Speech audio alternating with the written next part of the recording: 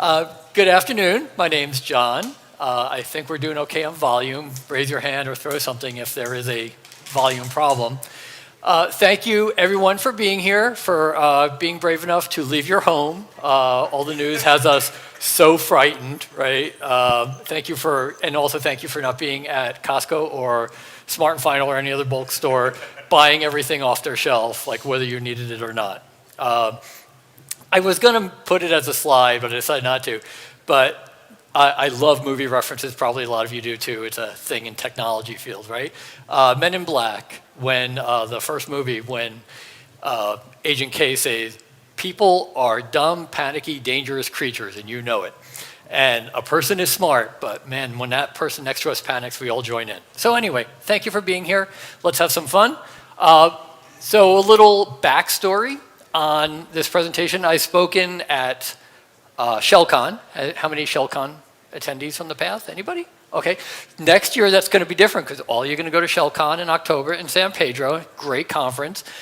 And so I've in the past, I'm a cybersecurity person. There's a lot of cybersecurity DNA in this presentation. I have tried to open it up and be more IT generic at Lori's request. So Lori, and I spoke earlier this week, she said because of all the craziness going on, the regular speaker or the planned speaker had to cancel, and she asked me if I would do my presentation. I'm like, sure, I got that presentation ready. She's like, oh no, a different one. So that's why I was up in the speaker room a little bit ago putting the final touches on here, and coincidentally, people at the next table, the one guy goes, oh, I could never work on a presentation 10 minutes before it's due. And I'm like, I've got 40 minutes, don't judge me. So, okay, so enough with that. So what are we gonna do here? In the spirit of open source, we're going to try to cover some ways that you can educate yourself, continuous education, or maybe if you're looking for a career change. And money's tight, I get it. And there's a lot of companies out there that are willing to charge you a lot of money for this training. So how do we do it either free or low cost and still be effective training, right? Because there's free stuff that's not good. That's not what we're looking for. So I'm trying to focus this both at people who are already in the field and they need to, let's face it, if you haven't read, if you don't keep current, you could be that one person who knows the old stuff in the back room that no one else wants to touch. And no one wants that job, right? So you need to keep current in this field. And if you're looking to branch out into this, well, how do I get there? What classes do I take? What certifications do I get? So just a list of the topics that we're going to go. I don't know if this is overwhelming, I'm sorry, but there's a lot of things I want to get across. But again, it's very stressful times, so I always like to start my day off with my Serenity Prayer. And it's just, Lord, grant me the serenity. I'm glad that you're all getting that, okay? So some Firefly fans in here, that's awesome. Or Shiny, thank you, Shiny. I actually had Jewel State sign a little action figure because I do not own a doll. I just own action figures.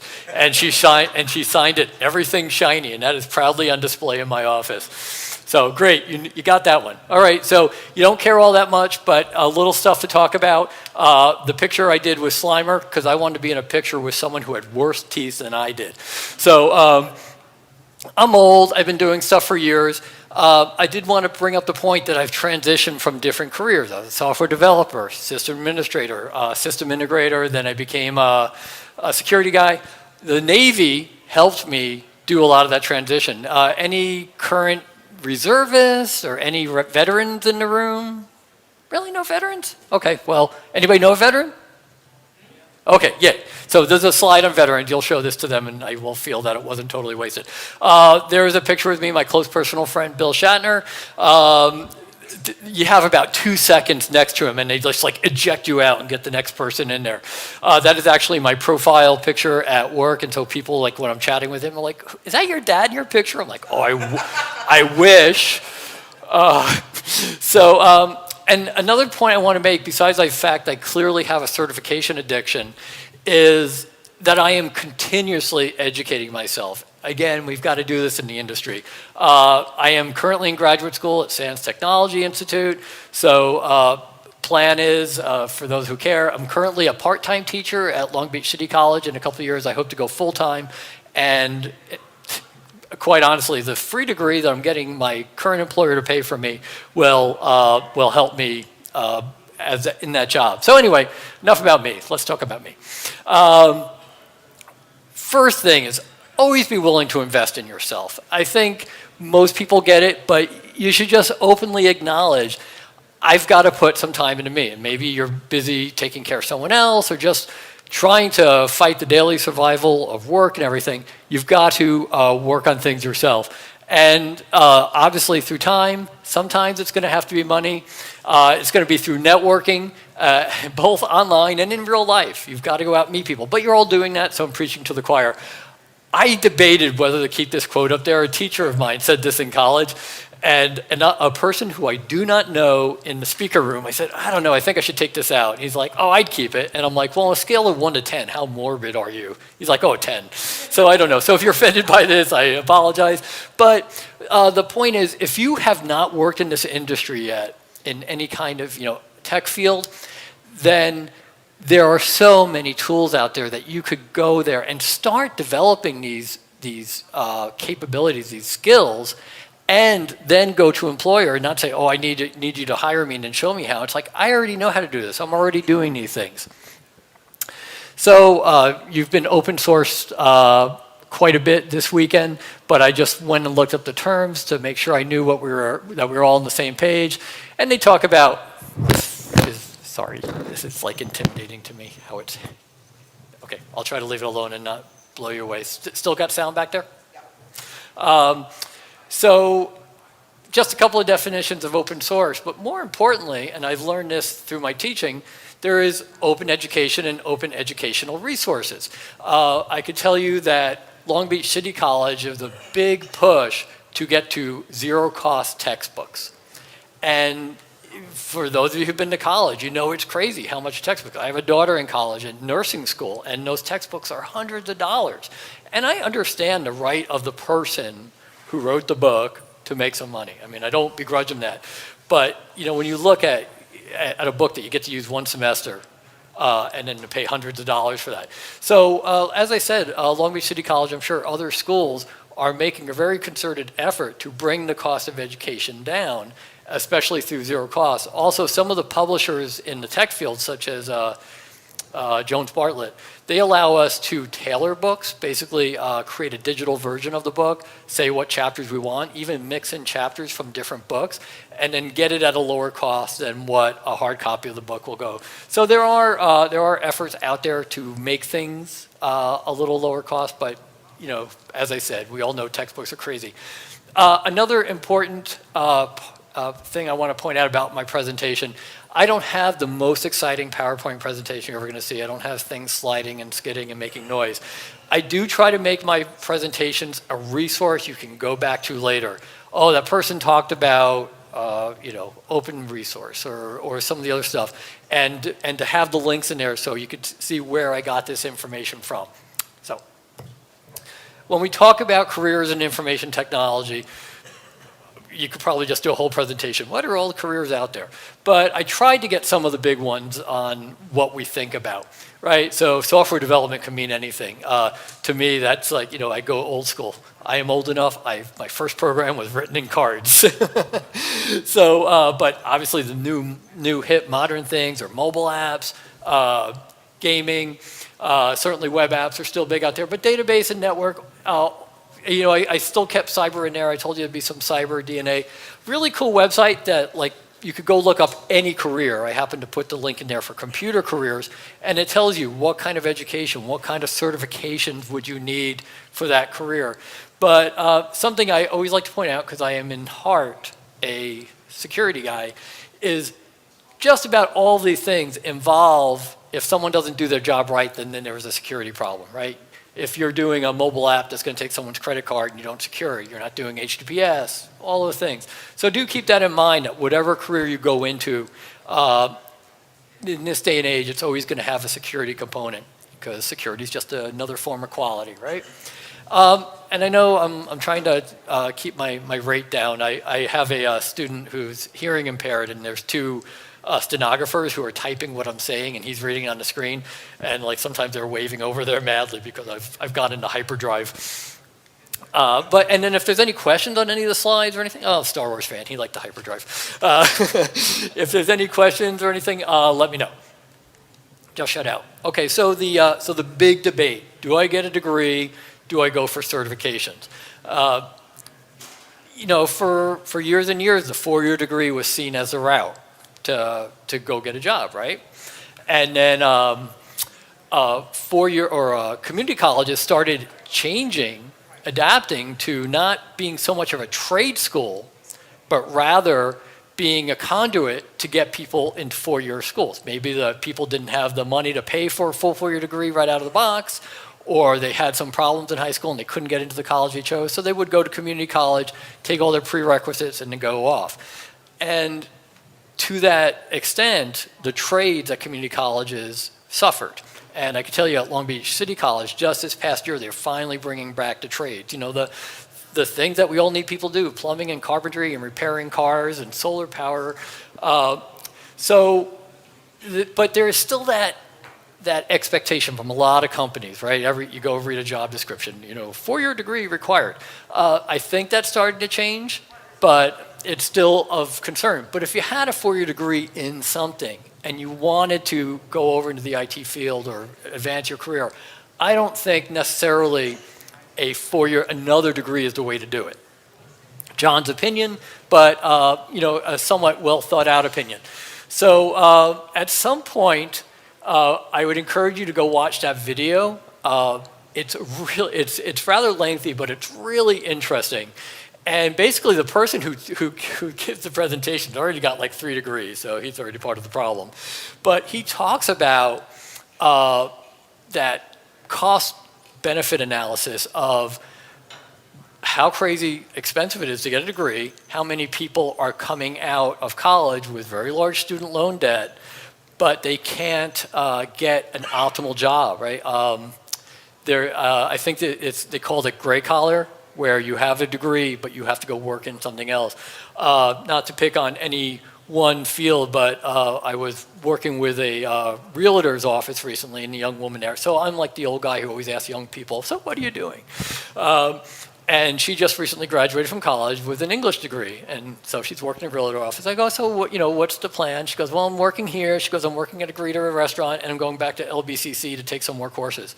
I'm like, okay, so apparently the English degree wasn't getting you something. And I know that we need art, we need history, but you also have to figure out how you're going to pay for things. So that's a really great video, especially if you have some younger people who are trying to figure out what they want to do with their lives.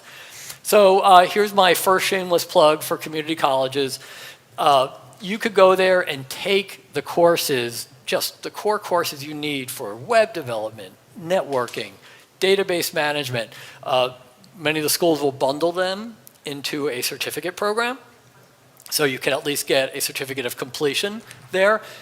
For courses that have an associated certification, such as a CompTIA certification, oftentimes the school will bundle the cost of that certificate in with the course. So now, instead of going to CompTIA directly, paying them, I don't know, has anyone taken a CompTIA course in here? How much is a CompTIA course?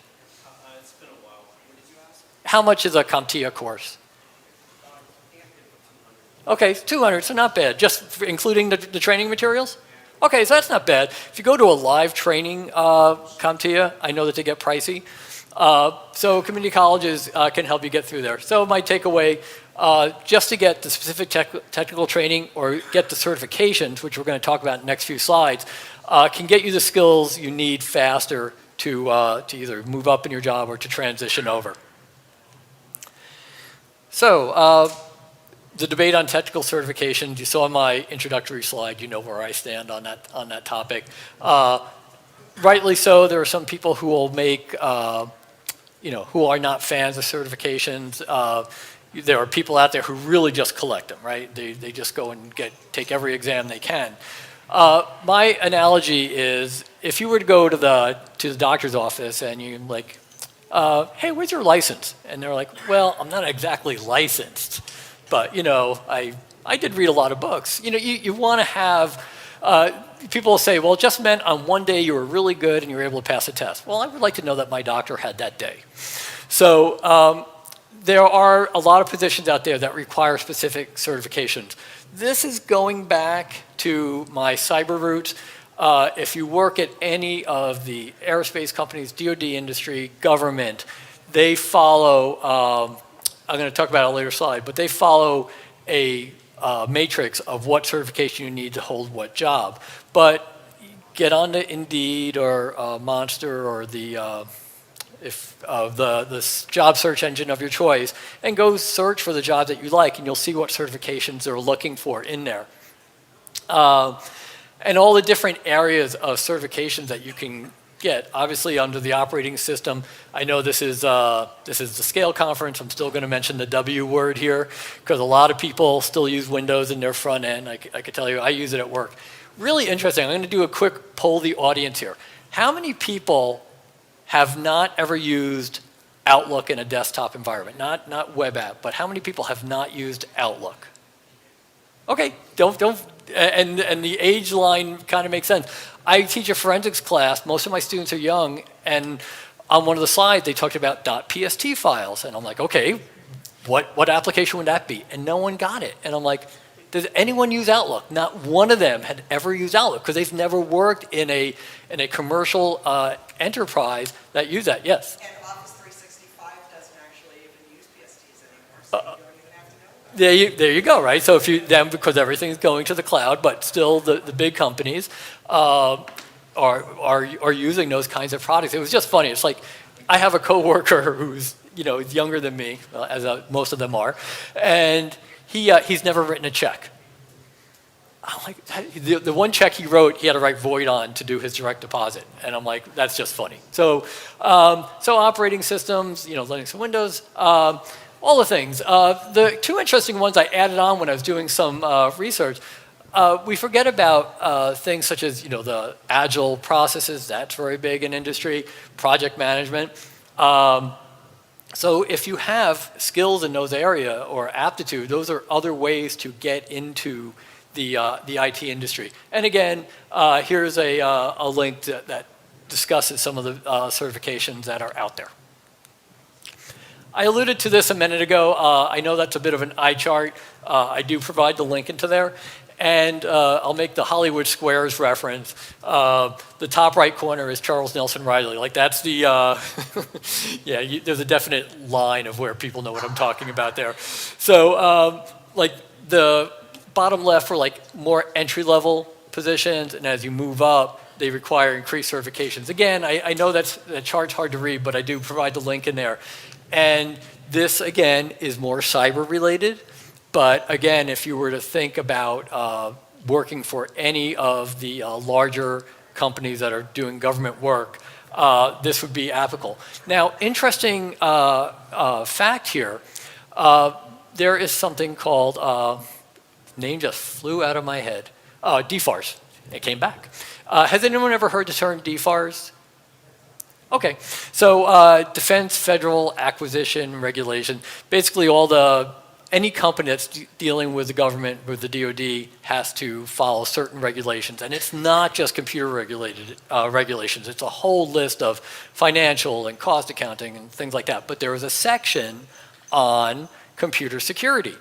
And the DoD is trying to, they've had the big companies become DFARS compliant. They're trying to push their smaller suppliers to now become DFARS compliant. Because when you think about the risk to a network, well, if I can't get into the big company, maybe I could get into their little suppliers and work my way up there. We could go talk about the Target hack, right?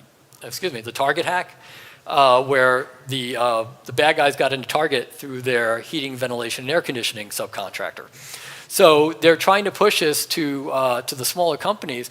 And they're actually, my boss at LBCC went to a conference where they are using grant money to have college students go to these little companies and help them with their DFARS compliant. At the lowest level, it's as simple as patches and antivirus software. I mean, very mundane stuff. But if you're a 2- and 3-person company, you don't have the resource and you don't have the knowledge. So it's really interesting that that's going to be another upcoming opportunity. And if you had maybe a Security Plus as a base certification, that would be something you could help out with. All right, so more about certifications. I know one person here took CompTIA. How many people have a CompTIA certification of some sort? All right, so a few of you. I just kind of listed them. I had to de-cyber this, de-security it, and make it more generic. Two good articles that talk about CompTIA certifications. But again, they're not just about security. They're about all the development, about all the networking in the cloud.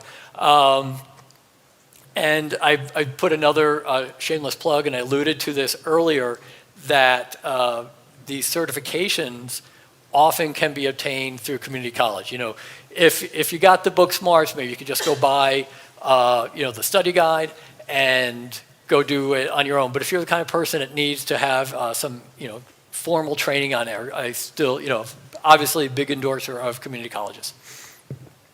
I'm going to talk about some of the more expensive certifications, even though this is supposed to be like the low cost and free. ISC Squared, they are the people who own the CSSLP. And I just realized I have a typo there. The paren's supposed to be one over to the left. Been doing this for years. But the one that I did want to call out was the CSSLP, which is the Secure Lifecycle Professional. I'm starting to see increased demand for that in job ads.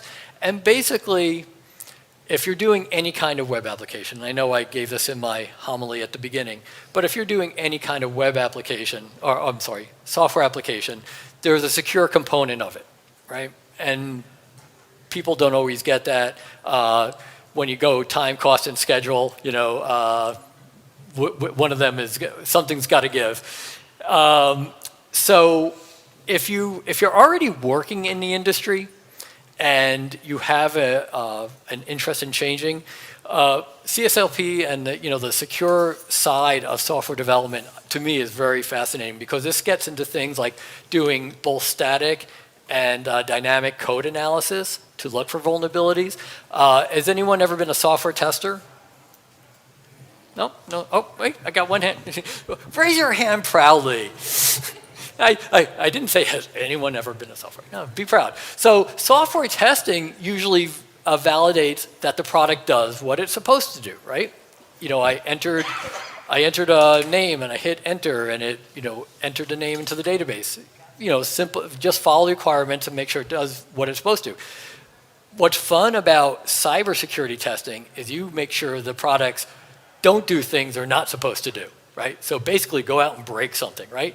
It says enter a 4-character name. I'm going to enter a 10-character name. What are you going to do? So again, going back to my roots, that's a consideration. Now, the most egregious example of I don't belong in a low cost and free discussion is SANS, right? Because SANS is a very expensive training product. But the reason why I bring it up is for a couple of reasons. One is there's 2 free resources you can get here.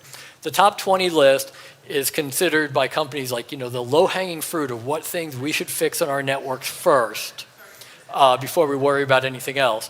But also, they've got a news feed, and they've got free training materials that you can access through their portal account. But the reason why I want to mention SANS, so show of hands, how many people have heard of SANS?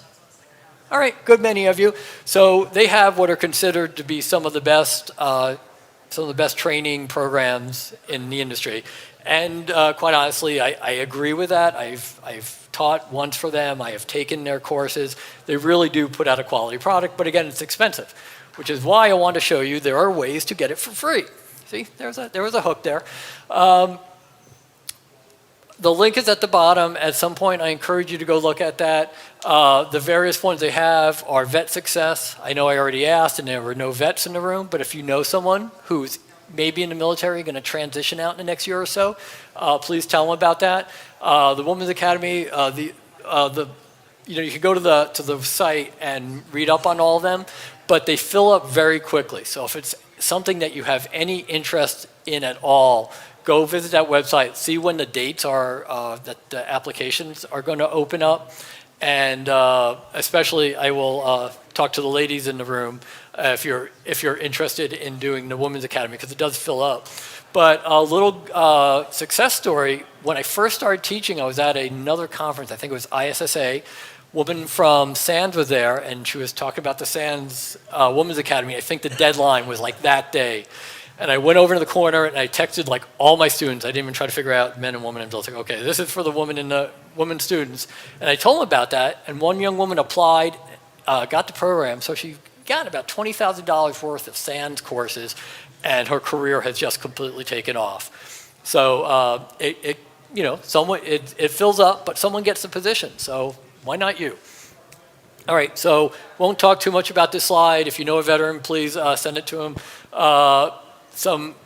Lots of companies are making resources available to the veterans. That first one is really cool. It's just like a lot of online training and all the things that we've talked about so far. CompTIA, not SANS, but ISC squared certifications that people can self-pace themselves through. All right, another eye chart, and as I mentioned, my charts are more intended to be reference material than anything else. So, networking. Obviously, all of you bravely came out to scale today, despite things going on in the world. You're all going to go to ShellCon in the fall, right? We've already agreed to that. You were late for the party, but you're going to ShellCon. Have you ever been to ShellCon? Any of you? No? Okay. So, we'll fix that. But there are lots of groups and organizations that you can go and be involved with. I did somewhat of a timeline here. The next big one is Layer 1. Has anyone heard of Layer 1? Okay, got one. Really? Okay. So they had a table over on the floor, if you had a chance to go back, Null Space Labs and Layer 1. So they are Memorial Day weekend in not too far from here at the Hilton, I believe, in Pasadena. So there's like really more of a smaller DEF CON, but it's a great event to go to. So hopefully we'll see you there. And then of course we've got DEF CON and B-Sides in Las Vegas coming up, assuming that these don't get canceled.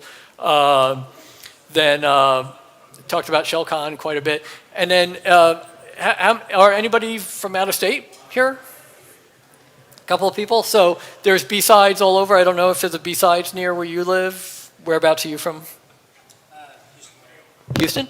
Okay, I'm not sure. But so B-Sides, if you don't know the term, are the smaller security conferences that like kind of spun off of DEF CON. Like, that was the A side, that's the B side, another old person reference. But they themselves have grown to be very large. And in essence, Layer 1 and ShellCon are sort of B-Sides, although they don't call them that. There was a B-Sides in San Diego this weekend. That's the first one they've had in several years, and obviously I'm not there. I've heard that it was very lightly attended because of all the things that are going on. I know I just added this for a very simple reason. I'm surprised how many of my students don't have LinkedIn accounts. They do social media, but they don't do LinkedIn. I'm like, you're looking for a job? They're like, yeah. I'm like, well, set up your LinkedIn account. Okay, how many people have a LinkedIn account in the room? All right, okay, most of you. If you don't have one, I think, either you're intentionally, you want to keep a low profile. It's funny, it's like there's, again, that age line. I was at my college reunion recently. All my friends got so old, it was amazing. Someone printed out our pictures and we were walking around with them so we could recognize each other. But so many of them didn't do LinkedIn. And it's just kind of like this generational thing, because I say, oh, I'll send you a LinkedIn request. I'm like, I'm not on LinkedIn. Like, okay. But especially in the tech industry, it's a great way to find work. I was trying to make a career change. So I'll tell you, I had an unsuccessful attempt about 4 years ago to go over into the medical IT field. And I think part of it has to do with, quite honestly, some of it could have to do with age, but I think some of it had to do with salary too. But I couldn't even get an interview. And I started doing okay, here's the person in charge at that company, the hospital, or whatever that I want to go to. Found someone I knew on LinkedIn who knew that person. Like, could you please do an introduction? It at least got me a couple of interviews, right? So they did the work for me. The fact that I couldn't get myself a job is on me. But so great resource. For those of you who are already employed, take advantage of whatever resources your company is providing. Not just educational reimbursement, but certainly that one. But some companies offer access to LinkedIn Learning. We're going to talk about that more in a second. Degreed.com, that has a lot of online training resources. And even Safari Books. My employer does the last two, Degreed and Safari Books. I thought we had the musical interlude. I'm sorry. And then also collaborate within your company, right? Maybe that next best job is still within your same company. Employers have a LinkedIn-like environment where you can collaborate with other people, and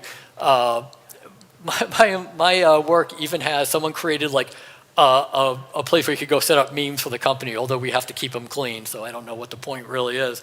But go look internally for work. Find people who are doing the things that you are interested in and try to connect to them. See if they can give you some insight. There's a cool story that where I worked, a person was like working in a completely different field, like some kind of manufacturing job. But in the Marines, he had been law enforcement. And he read a story on the company website about the fact that the company has internal investigations.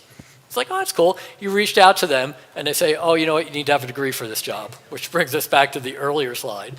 So he uses the company resources to get a degree and contacts them again. It's like, hey, I got a degree now. And then he was able to move over into that field. So, depending on the size of your company, you might be able to do that. But definitely network people who have a job you're interested in. Years and years ago, I was walking down the hallway and the network closet was open, and I knew the guy who was like doing wires. I'm like, can you show me what you're doing? And most people, if they're not under like a big time crunch or whatever, they're going to be friendly and do that. So I have never seen cables punched before on a patch paddle. It was like really fascinating. So, and now you know where, if you really want to mess up someone, where you go with a pair of cutting utensils. That's why they lock those closets. No, never, no. That's why those closets should be locked. All right, so let's actually talk about some free and low-cost stuff, because that was the whole thing I promised you at the beginning of this spiel. So LinkedIn Learning. There's a couple of different ways you can get LinkedIn Learning. If you didn't know that lynda.com is now LinkedIn Learning, there was actually a Linda, and I can't remember, it was like $1 billion. It was like some crazy number of money that I can't even fathom that she got from LinkedIn when they bought that. So if you have a LinkedIn Premium subscription, and maybe you have that because you're job hunting or you're a recruiter, you get your LinkedIn Learning for free. But if you don't have that, the link was horribly long, so I put a tiny URL. I realized this is not a group of people who want to click on a tiny URL. So so what you can do is go Google. I guess I should have put Bing just for laughs. Forbes LinkedIn Learning free. And it will get you to that same article. And basically, the gist of it is a lot of public libraries have subscriptions. And you can go through the library and get your LinkedIn Learning account. I am all about doing things low cost and free. Also, did I mention community colleges yet? Yes. Okay, cool. Because Los Angeles City College somehow got this large number of licenses, and then or maybe they got the grant, and they're the ones that are supposed to help get them to the other community colleges. But they came to our school and said, your students can use this. So now every semester I add my students to LinkedIn Learning. Although I've got the challenge with teaching a cybersecurity class is you have a bunch of paranoid personalities in the class. And the guy's like, goes, I'm not signing up for LinkedIn because I don't want them having all my information. I'm like, well, you can control what you put up there. So that's a great way to get it for free. Cybraries, anyone ever use the Cybrary resources?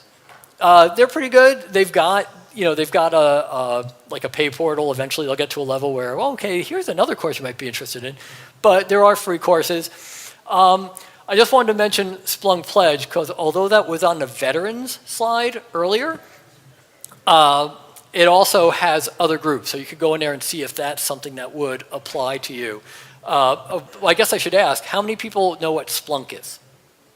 Oh, good number of you. Excellent. For those who didn't raise your hand, Splunk is a very weirdly named product that aggregates all machine data on a network. It doesn't matter who put it on the wire. Splunk just puts it into one big blob and allows you to search it quickly and to monitor for events. The story is supposedly the guy was trying to spell spelunk, as in like caving, and they misspelt it when they went and filed for the name. That's the story I heard anyway. It's a good story. Don't let the truth get in the way of a good story. One more reference on public libraries. We talked about you could get LinkedIn Learning from them. Another thing is they have a lot of ebooks, especially in technology. So teaching in community colleges, so I used to joke with a friend years ago that a Democrat is a Republican who hadn't been mugged yet, right? So that was like our little political battle. But I'm telling you, teaching at a community college is making me liberal. I will be completely honest with that. Because I have students who come from such challenging financial backgrounds and societal backgrounds that things we take for granted. I have a student, like, I couldn't do my homework this last week. We had to turn off the wireless at the house, right? And it's like, and it could be an excuse, but I believe the student, right? Because he wasn't, he was really embarrassed about having to tell me that. So anything I could do for my students to help them get stuff at low cost, I'm good with. Up until this semester, they were able to get the previous edition of the textbook over, what was it called? Books 24/7. And then apparently Long Beach City Public Library didn't renew their contract because we couldn't access the book. And I contacted someone at the library and they're like, I don't know, but everyone's asking me that question. So there's probably someone who saw the contract and didn't know what it was, didn't renew it, typical bureaucracy. But anyway, public libraries still can, if you're in a city that's got more money than Long Beach, you might be able to get those for, maybe you want to look at the book before you decide, do I want to invest it? I'm kind of a book addict. I suspect I've got some fellow addicts in the room on that. But anyway, and I also talk about another way to get low-cost books in a minute. Oh, actually, I'm going to talk about it now. Has anyone ever done Humble Bundle? Oh, look at it. Look at the hands go up. Yeah. So I just bought one last night, the cybersecurity one. No shock. The cybersecurity one is awesome. It ends tomorrow, I think. I was trying to do the math, and with daylight savings time, it was hurting my brain. I have to tell you one quick, funny daylight savings story. So last night, I'm working on this presentation, and it's getting late. My wife goes, tomorrow's daylight savings time. I am not going to say what words I used in a response because I'm being recorded, but they weren't. Oh, golly gee, that's wonderful. So, but I was in the Navy Reserves, and one weekend I flew from Albuquerque through Arizona to Los Angeles on the Sunday of daylight savings time. I got to Arizona, I had no idea what time it was. I didn't remember it was before a time when my cell phone would adjust automatically. I couldn't remember if I adjusted my watch. I couldn't remember if Arizona does daylight saving time or they don't. And so I just sat at the gate and waited for my flight, even though I was really, really hungry. So yeah, so your speaker cannot figure out what time it is. So Humble Bundle, awesome. But then they also have one going right now on Learn to Code, right? So that would be great for a lot of people in here. So if you don't know what Humble Bundle is, they'll give you digital versions of the books for like as low as $8. And if you want to add on a few more levels, I think I paid $20 last night for a whole plethora of books. Any Whovians? Any Doctor Who fans? Oh, a couple, yay. Really, not so much. Maybe Matt Smith. So they have a Dr. Smith bundle. That's why Dr. Smith. Now I'm going to Lost in Space. Doctor Who bundle going there. So I just thought I'd mention it. So Humble Bundle, great place to get some books. Webinars. Vendors are always offering webinars, either on their products or on application space for their products. For example, we use a product at work that manages, passwords, but on a large corporate scale, like for all your hundreds and thousands of computers. They'll do webinars, not just on, it ultimately comes down to it. And our product can solve this, but the challenge that large corporations face in managing passwords. The good news is if you get any of those certifications we talked about earlier, you need to get CEUs, continuing education units, to keep those certifications active. And these webinars often will count towards that. So definitely a low-cost way. And you know what, if you don't like getting spam, create a separate email address that you register for those things, because they will start hitting you up, just like anyone who's scanned your badge in the floor, right? You know that they're going to be hitting you up with that. Khan Academy, I bet you just about everyone in here has done Khan Academy at some point. Again, I'm mic'd up, so I won't do my William Shatner impersonation from Star Trek II and scream Khan. Alrighty. And then this is for people 50 plus, such as myself, well, in a couple of years anyway. AARP has a very cool article on how to update your skills if you're looking for a second career. Like I told you, I'm going to plan is in about 2 years or so, leave my current field and go into teaching. So not everyone gets to do that, but if you know any older folks who are having trouble looking for work or want to get back into the job field, that was a pretty good article. Got the picture? All right, so remember I said invest in yourself. And that includes continuous education. And now the funny thing is, before this slide was all cybersecurity. So if you needed to find out a bunch of webcasts or podcasts that relate to the IT field, how would you look those up? Shout it out. How would you go look this up? Google, okay.